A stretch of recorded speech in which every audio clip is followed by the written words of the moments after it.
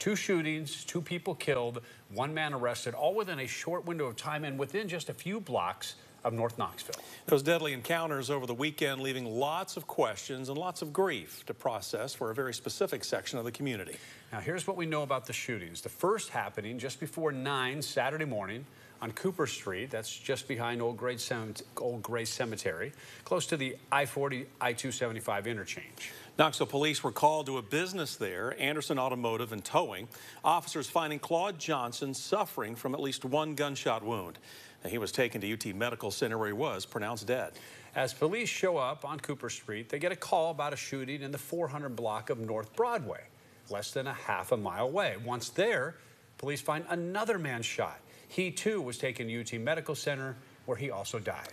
Not long after, police spot a car taken from the first shooting. The driver takes off, but officers find the car empty on Morningside Drive, and on the other side of a fence behind the car, they find the suspect, Robert Scruggs. KPD later charging Scruggs with first-degree murder in both killings, among other charges.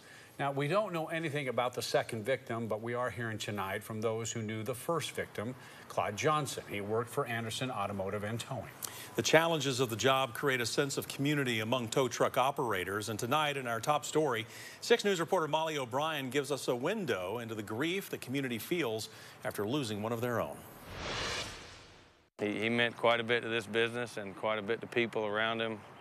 That's Ned Anderson, the owner of Anderson Automotive and Towing, remembering his friend and business partner Claude Johnson, better known as Samson. He didn't deserve it. He didn't see it coming. And it's a tragedy. Anderson describing Johnson as having the biggest heart and someone who was always looking out for those he cared about. He gave to everyone.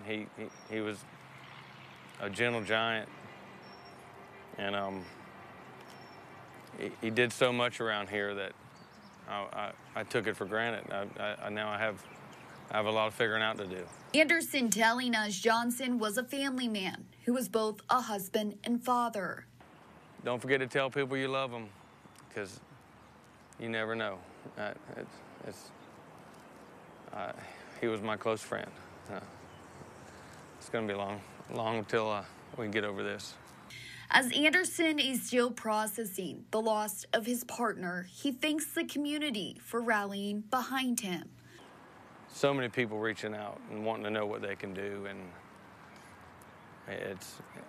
I can't thank them enough, and I can't thank law enforcement enough for how well they've done their job and how just supportive they've been. In Knoxville, Molly O'Brien, 6 on your side.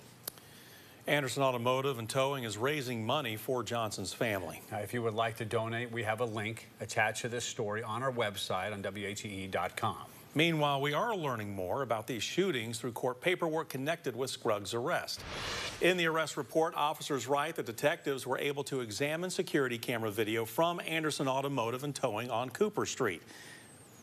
Now, they claim that the video shows Robert Scruggs entering the fenced-in lot, then the business itself, going through desks, drawers, and wearing what the officers describe as a distinctive face mask, entering and leaving through a broken window. According to the report, the video shows victim Claude Johnson falling to the ground before Scruggs then drives away in Johnson's car after taking the keys from Johnson's pocket. Now, the records also offer up a strange detail from the second shooting. Here again, the officers state they were able to view security camera footage. They write that Scruggs was seen on camera walking up to the victim.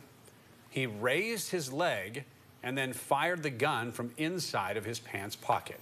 Investigators believe Scruggs was still wearing the same pants at the time of his arrest because the pants had an apparent bullet hole. Now, the records show they also found that distinctive face mask when they tracked down Johnson's stolen car.